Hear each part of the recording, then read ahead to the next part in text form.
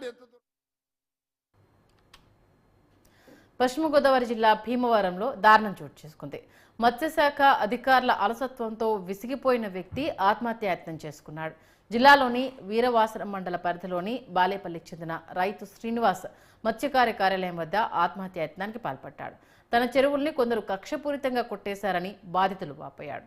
గత నెల 28న అధికారులకు ఫిర్యాదు చేసినా చర్యలు తీసుకోవడం లేదని ఆ బాధితుడు తన గోడును వెలిబుచ్చుకున్నాడు.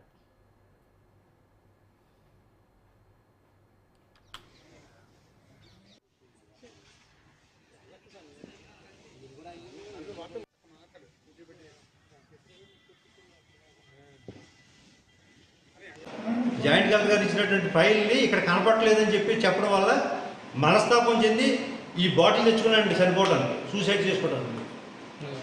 అదే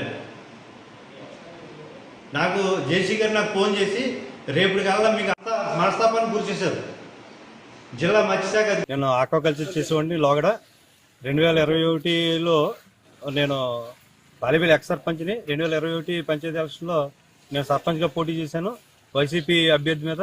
దాన్ని పురస్కరించుకుని ఇప్పుడు ప్రజెంట్ ఆ వైసీపీ అభ్యర్థి గెలిచాడు.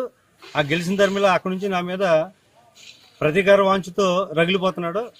ధర్మిల కంప్లైంట్ పెట్టించి నా చెరువుల్ని 2022లో ఆ కోర్టులో ఉన్నటువంటి దాన్ని విత్డ్రా చేయించి 2022 1/10 అక్టోబర్ 1ని 58 రోజులు ఉన్నటువంటి ఆక్వాకల్చర్ని ట్యాంకుల్ని గండిపెట్టించాడు. ఆ తర్వాత నేను కోర్టుకి వెళ్ళాను. అదే విషయం ఆయన కూడా ఒక 10 ఎకరాలు చేస్తుంటే మరి ఆ చట్టాలు కూడా ఆయన కూడా పనిచేస్తాయి కదా, మీరు దాని మీద యాక్షన్ తీసుకోమని చెప్పేసి నేను 28/10/2024 జాయింట్ కలెక్టర్ గారికి నేను కంప్లైంట్ చేస్తే పీజీఆర్ఎస్లో దాన్ని పురస్కరించుకుని హీరింగ్ కండక్ట్ చేసి ఈయన చేసింది కూడా కరెక్ట్ కాదు కదని చెప్పేసి ఆయన క్యాన్సిల్ చేయడం జరిగింది. క్యాన్సిల్ చేస్తే ఇప్పుడు ఇవాళ వరకు, ఇవాళ 16వ రోజు, ఇవాళ వరకు ఏ విధమైన దాని మీద ఫైల్ మీద ప్రొసీడింగ్స్ లేవు. నేను అప్పుడు ఆ ఫైల్ ఏమైందని అడుగుతుంటే ఫైల్ అసలు కనపడట్లేదని చెప్పేసి బాధ్యత రాహిత్యంగా జిల్లా మత్స్యశాఖ అధికారి వారు నాకు చెప్పడం ధర్మిల నేను ఈరోజు